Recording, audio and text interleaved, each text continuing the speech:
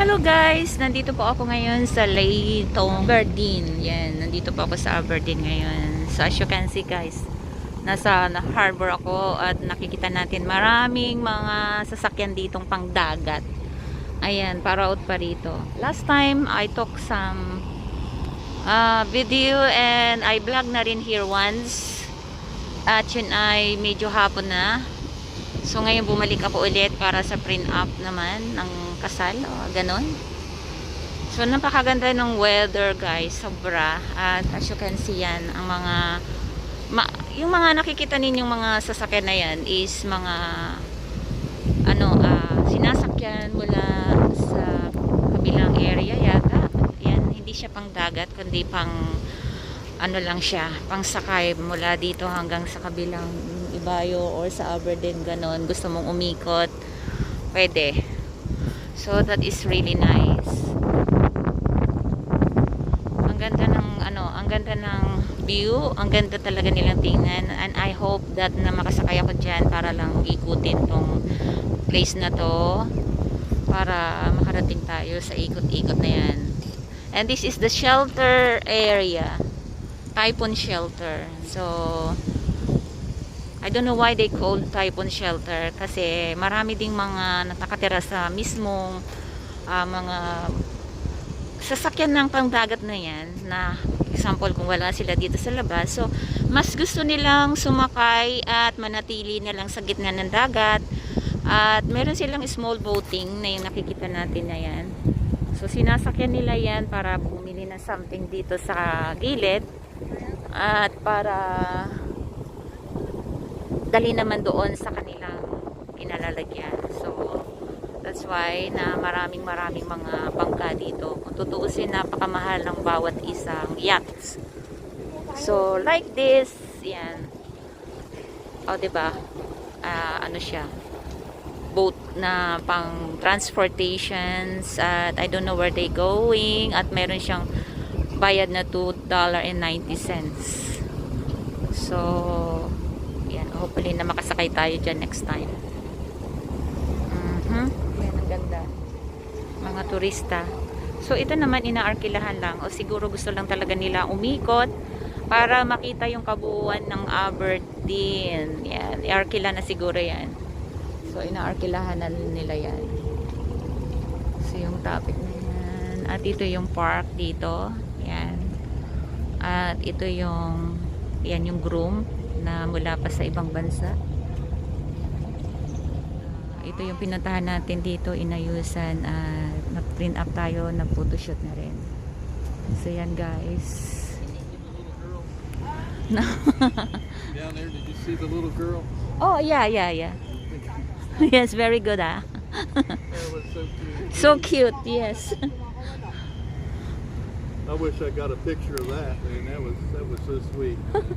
I'll remember that for a long time. So you have 3 kids, right? You have 3 kids. Yeah. Got 2 boys and a girl. Oh, they are growing up already. Oh yeah. That's nice. Isaac's my youngest, Steven's my middle-aged kid. He was born on Labor Day. Uh-huh. And, Stephanie, she was born on October 13th. So the girl is the youngest one. She's the oldest. Oldest one. She was premature. I could hold her right there in my hand. That's how big she was. Oh, okay. 3 months early. Oh, She sorry. didn't really have lungs. She had buds, and they had to grow her lungs. That is, but she is okay now. She's She's okay. having some problems now. She's Still. 36. She's got a lot of scar tissue in her lungs. How old she is? 36. Got 5 kids. Still young. 5 kids. 5 kids. Oh, 5 graduation really? from high school. 3.5 grade. Wow, that's nice. Winna talks to her. And the second one is already That's, getting married. Steven. He's got Steven. 3 kids. 3 kids also. How about you have planned to have the kids? Another one? Yeah, I like to, you know. It's God's willing, right? Yeah, we already know what it's going to be. If Yeah. you know, Everybody wants to have the kids. if it's a little girl, You want a girl? Angelina. Angelina! Hopefully soon. Hopefully soon. So, how long you going to stay here? 2 weeks. 3 weeks? 2 weeks. 2 weeks? Yeah, I'll leave on the 4th of December. Ah. Mag-interview na. And I hope I get to take her back with me. So, you going to stay in the hotel of here or in the... We'll go to another one. in Wan Chai? We'll go to the Ramada, where it's over Ocean View, Okay. Causeway View, or whatever it's called. Ah. Really nice. Did you been already there in the other side? So, you have to move. Wow! Perfectly. So pretty. Yes guys, so first time meeting up ng lahat, ng groom, ng bride from miles away kung gaano kalayo yung long distance relationship at ito yung moments ng taong nag-iibigan na kahit gaano kalayo yung distance ninyo, basta mahalin yung isa't isa no matter what. And also, if God's willing talaga para sa iyo, is para sa iyo. So, yun nga. At ito yung print up at dito rin magpo-propose.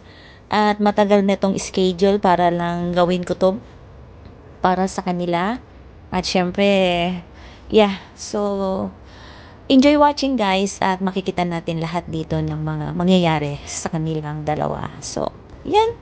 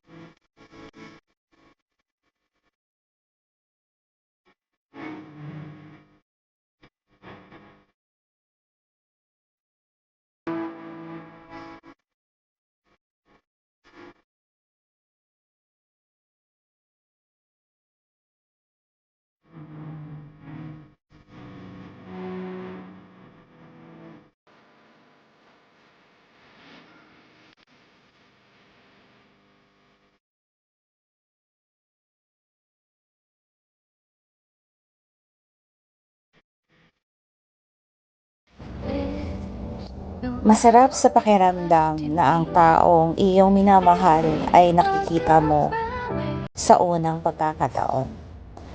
Yung nagsumpaan kayo na magkikita at maging for lifetime.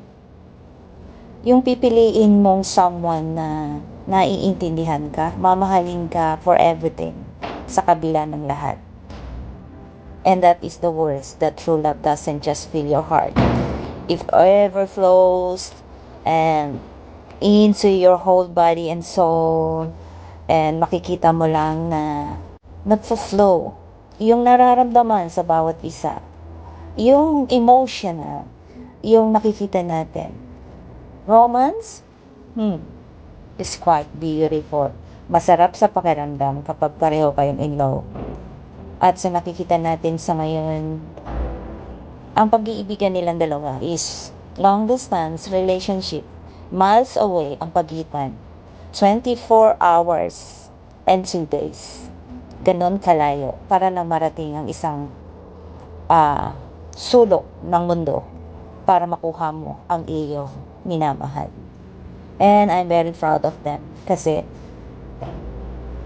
nagtagpo sila. Binigay ng Diyos, idinalangin at nagmahalan sa isa't isa.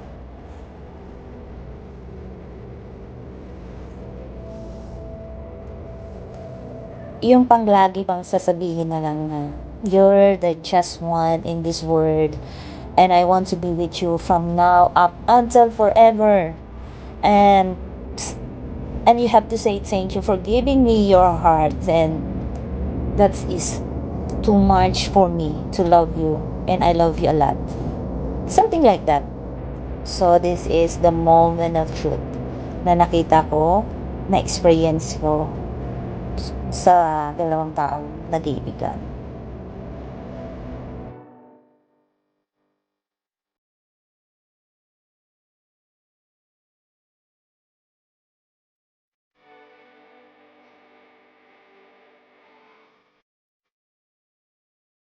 May mga bagay man na hindi naaayon sa panahon, hindi naaayon sa lahat ng bagay.